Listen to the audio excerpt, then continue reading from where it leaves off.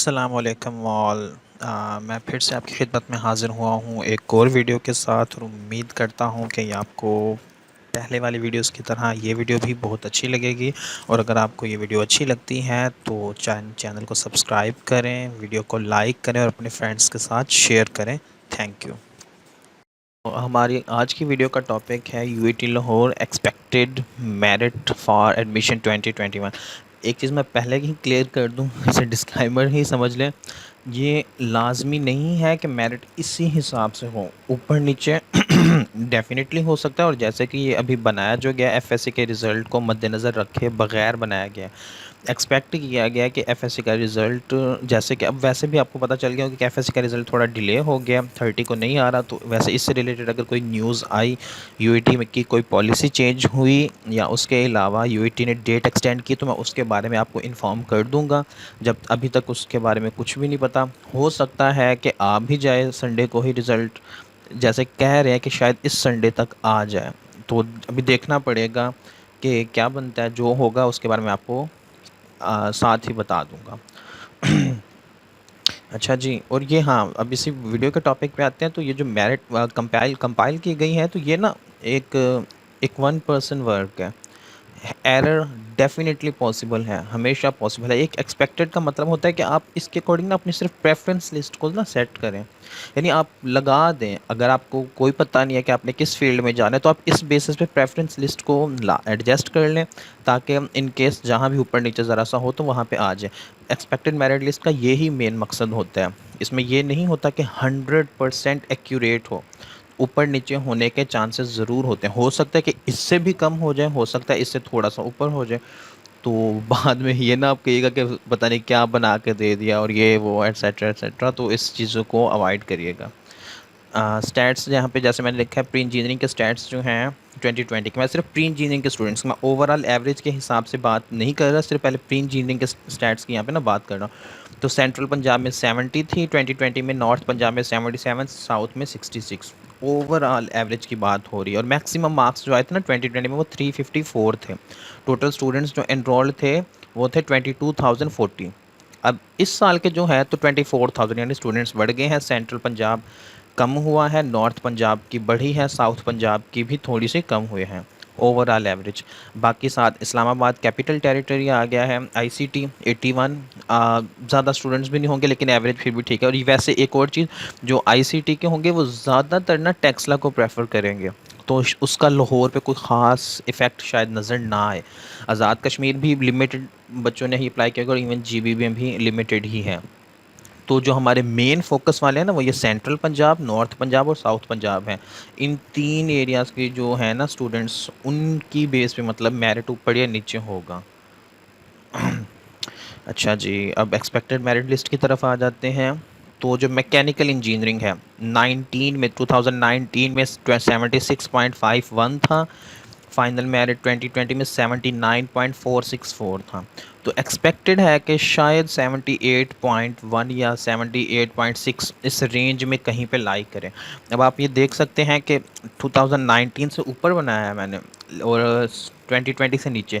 2020 से तो नीचे डेफिनेटली रखना था। उसकी वजह ये है कि 2020 में साथ मैट्रिक के मार्क्स कंसीडर हुए थे, इस दफ़ा मैट्रिक के मार्क्स कंसीडर नहीं हो रहे। हाँ ठीक है, मुझे भी पता है कि एफएससी का रिज़ल्ट इस दफ़ा एक्सपेक्टेड ये है कि 100% आ जाए। ठीक है, अगर 100% आता, फॉर एग्जांपल मैं अब बताता हूँ कि मैंने किस बेस पे ये बनाया हुआ है ना, मैं आपको साथ थोड़ा सा शेयर कर देता हूँ। मैं कहता हूँ कि 100 बच्चे हैं जिनके 1100 में से 1100 नंबर आ गए। ठीक है, 100 बच्चे ऐसे हैं जिनके 1100 में से 1100 आ गए हैं। अब उन 100 बच्चों में से एटलीस्ट 50 मेडिकल के भी होंगे, 40 समझ लें प्री इंजीनियरिंग के होंगे, और 10 बाकी जनरल जनरल में इन चीज़ों में मतलब मिला के उसमें चले जाते हैं। चलें जी, 40 बच्चे ऐसे इंजीनियरिंग स्टूडेंट्स के जिनके 1100 में से 11 हैं। ठीक है, यूईटी में 40 बच्चे ऐसे होंगे जिनका एग्रीगेट एफएससी में 70% हो जाएगा। अब ये भी तो हो सकता है कि उनके ई कैट में जो मार्क्स आए हों वो मैक्सिमम मैक्सिमम हो ही 130, 140, 150, 160, 170 तक। अगर 150 हो तो उनका मैक्सिमम एग्रीगेट बनता है, जो सॉरी 200 तक हो तो उनका मैक्सिमम एग्रीगेट जो बनता है ना, मैक्सिमम वो 85 बनता है। मैक्सिमम एग्रीगेट की बात हो रही है यहाँ पे, वो ज़्यादा से ज़्यादा सिर्फ 85 पे जा सकते हैं। ओवरऑल आपको पता है कि स्टैट्स कम आए हैं, एवरेज कम है, तो इस चीज़ को भी माइंड में रखना पड़ेगा। हो सकता है कि 78 से भी मेरिट नीचे हो, ये तो एक एक्सपेक्टेड है। हो सकता है कि 78 से भी नीचे हो, तो जिन बच्चों का ना एग्रीगेट 78 से ऊपर है या 78 तक है, तो वो अपनी प्रेफरेंस लिस्ट में मैकेनिकल को ज़रूर इंक्लूड करें। टेंशन ना लो यार, मैकेनिकल वैसे भी प्रेफरेंस लिस्ट ऐड करने में कोई, प्रेफरेंस लिस्ट में जितनी भी फील्ड्स आप ऐड करेंगे उसका मसला तो कोई नहीं है। हाँ, अगर आप ऐड नहीं करते किसी वजह से कुछ सोच के, और बाद में आप जाना चाहते हैं उस फील्ड में, तो फिर आप पछताएंगे कि यार काश मैंने कर दिया होता। तो मैं तो यही सजेस्ट करूँगा कि सारी फील्ड्स में ही अगर आपने करना है, दिल कर रहा है तो अप्लाई कर दो। अपने एग्रीगेट को देखो, उसकी बेस पे सारी फील्ड्स में भी दिल करता है तो कर दो, कोई मसला नहीं है। ज़्यादा प्रेफरेंसेस देने से इशू नहीं होगा। हाँ, प्रेफरेंसेस कम देने से इशू ज़रूर हो सकता है, ये चीज़ माइंड में रखें। अगर आप प्रेफरेंसेस कम देते हैं, बाद में आपका एग्रीगेट उस फील्ड्स में लाई कर रहा है, तो बाद में आप पछताएंगे कि काश मैंने प्रेफरेंसेस में इसे भी डाल दिया होता। इसी तरह इलेक्ट्रिकल का 2019 में 74.34 था, फाइनल 2020 में जो था 77.93 था। तो इस दफ़ा एक्सपेक्टेड है कि 76 की रेंज में आ जाएगा, 76.8 से लेकर 77.5 तक जा सकता है। सिविल का 2019 में 74.21 था, और जो 2020 में था 77.19। तो इस दफ़ा एक्सपेक्टेड है कि 76.5 से 77 की रेंज में शायद रहे। कंप्यूटर इंजीनियरिंग का 73.75 था 2019 में, और 2020 में 77.469 था। तो इस दफ़ा एक्सपेक्टेड है कि 76.7 से लेकर 77.2 इस रेंज में कहीं पे वो आ सकता है। मैकाट्रॉनिक्स एंड कंट्रोल इंजीनियरिंग जो है 2019 में 71.53 था, तो 2020 में 76.41 था। तो इस दफ़ा एक्सपेक्ट है 75.8 से 76.2 तक जा सकता है, इवन 75 पे भी जा सकता है, मतलब इससे भी ड्रॉप हो सकता है। मैंने एक ऐसी यहाँ पे फिगर्स कोट किए हुए हैं कि एटलीस्ट इस रेंज में आए, उससे नीचे तो ज़रूर जा सके, लेकिन इस रेंज से अब ऊपर ना हो, मतलब इसी रेंज में हो। इस लिहाज से मैंने थोड़ा उन्हें सेट किया हुआ। केमिकल 71.9 था 2019 में, और 2020 में 76.02 था। तो इस दफ़ा उम्मीद है कि 75.7 से लेकर 75.9, मतलब इस रेंज में कहीं पे लाई कर सकते हैं। केमिकल में शायद ज़्यादा चेंज देखने को ना मिले। पेट्रोलियम जो है 71.55 था 2019 में, और 2020 में 74.07। तो इस दफ़ा उम्मीद है कि 73 की रेंज में कहीं पे रहेगा वो। इंडस्ट्रियल एंड मैन्युफैक्चरिंग इंजीनियरिंग 2019 में 68.5 था, और 2020 में 73.382 था। तो इस दफ़ा उम्मीद है कि 72.5 73 यानी कि इसी रेंज में ही रहेगा। बिल्डिंग आर्किटेक्चर ये पिछले कुछ सालों से ना ग्रिप पकड़ रही है, तो इसका मैंने कुछ ज़्यादा नहीं मतलब किया डाउन। 72.1 था 19 में, और 2020 में 76.198 था। तो एक्सपेक्टेड है कि 75.6 से लेकर 7.59 तक ही हो। कंप्यूटर साइंस 70.4 2019 में था, और 2020 में 74.649 था। तो एक्सपेक्टेड है कि ये 73.8 से लेकर 74.2 के दरमियान में ही कहीं पे आ जाए। मेटलर्जिकल एंड मटेरियल्स इंजीनियरिंग जो है 68.07 था 19 में, और 2020 में 73.14, और अब एक्सपेक्टेड है कि शायद 72.2 या 72 यानी 72 की रेंज में कहीं पे आ सकते हैं। आर्किटेक्चर 70.51 था 19 में, और 74.68 था 2020 में। तो एक्सपेक्टेड है कि शायद 73.7 से लेकर 74.1 तक आ जाए इसका, इस रेंज में। ट्रांसपोर्टेशन इंजीनियरिंग 19 में 65 तक गया था, बहुत लो गया था ये डिपार्टमेंट, लेकिन 2020 में भी 70.3 तक, ये भी काफ़ी लो है, क्योंकि जिन ईयर्स में हम हो के आए हैं वहाँ पे तब ये इतना डाउन नहीं होता था, 73 तक 72 तक ये रह जाता था। तो इसकी उम्मीद है कि इस दफ़ा भी ये कम ही होगा, 69.6 से लेकर 70.1 इस रेंज में कहीं पे आ सकता है।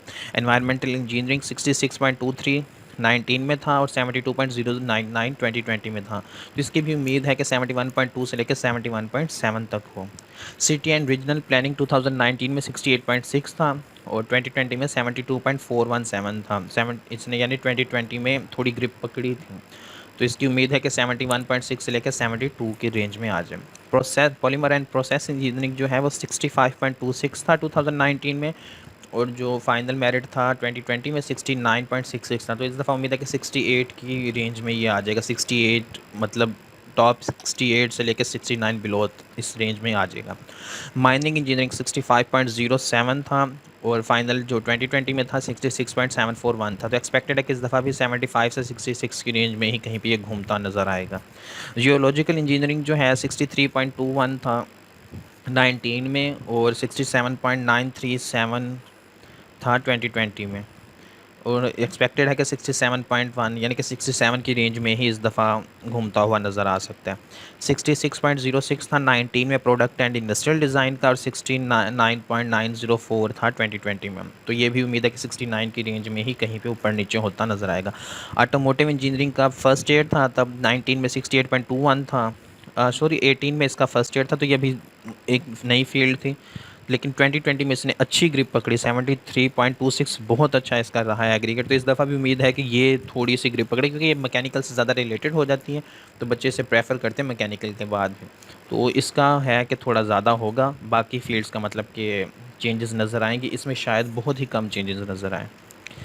ठीक है, अब प्रेफरेंस लिस्ट आप लोगों ने कैसे सेट करनी है वो मैंने एक जनरल, आपकी मर्ज़ी है, आप जैसे दिल करे सेट कर सकते हैं। मैंने एक जनरल जो है वो बता दिया है कि अगर आपका एग्रीगेट 79 से ऊपर है तो आप जिस फील्ड में चाहें लाहौर की अप्लाई कर सकते हैं। अगर आपका एग्रीगेट 75 से ज़्यादा है तो आप टॉप 4-5 फील्ड्स को छोड़ के, बाकी लाहौर की बात हो रही है मेन कैंपस में, तो डेफिनेटली जिसमें दिल करे अप्लाई कर सकते हैं। लेकिन जो टॉप फील्ड्स हैं उन्हें 4-5 छोड़ के जिस फील्ड में दिल करे अप्लाई कर सकते हैं अपनी प्रेफरेंस में। एग्रीगेट अगर आपका 73 से ज़्यादा है तो टॉप की 8-9 फील्ड्स को छोड़ के बाकी जिस फील्ड में दिल करे आप उसे अप्लाई कर सकते हैं। अगर आपका एग्रीगेट 70 तक है तो टॉप की 14-15 फील्ड्स को छोड़ के नीचे वाली जो 5-6 फील्ड्स रह जाती हैं उनमें से जिसमें दिल करे आप अप्लाई कर सकते हैं। अब जैसे वही बताया, एग्रीगेट अगर आपका 75 से ज़्यादा है ना, तो आप किसी और कैंपस लाहौर को छोड़ के बाकी कैंपसेस में जिस फील्ड में भी दिल करे आप अप्लाई कर सकते हैं। इंशाल्लाह आपका उसमें हो जाएगा। अच्छा जी, फिर मैंने वही बता दूं जो शुरू में बताया था कि चेंजेस हो सकती हैं, ये एक पर्सन की ही मतलब काविश है, एक पर्सन की ही कोशिश है, तो ह्यूमन एरर पॉसिबल होता है, चीज़ें कभी भी गड़बड़ हो सकती हैं। तो मैंने आपको एक मतलब ये कह सकते हैं ना कि वसी सर्कल बना के दिए। एक मैंने ब्रीफ नहीं, मैंने एक आपको ना ओपन सर्कल बना के दिया कि आप इस सर्कल में ऐसे खेल सकते हैं। समझ लिया, आपके पास एक ऐसी फील्ड बना दी, आपको बता दें कि इस पूरी फील्ड में आप बॉल को जहाँ मर्जी चाहें लेके जा सकते हैं। लेकिन इसका ये मतलब नहीं है कि उस फील्ड से बॉल बाहर नहीं जा सकती, डेफिनेटली जा सकते हैं। किक ज़ोर से लगेगी तो वो फुटबॉल बाहर चले जाएगी उस ग्राउंड से, लेकिन मोस्टली पॉसिबल है कि किक्स इतनी ही लगेंगी कि वो उसी ग्राउंड में घूमती रहेगी बॉल, तो चीज़ें ऊपर नीचे हो सकती हैं। अगर आपको ये वीडियो पसंद आई हो तो ये वीडियो अपने दोस्तों के साथ शेयर करें, चैनल को सब्सक्राइब करें, बेल आइकन को प्रेस करें ताकि आपको न्यू से न्यू वीडियो हमेशा साथ साथ मिलती रहे। Thank you so much. अल्लाह हाफिज़।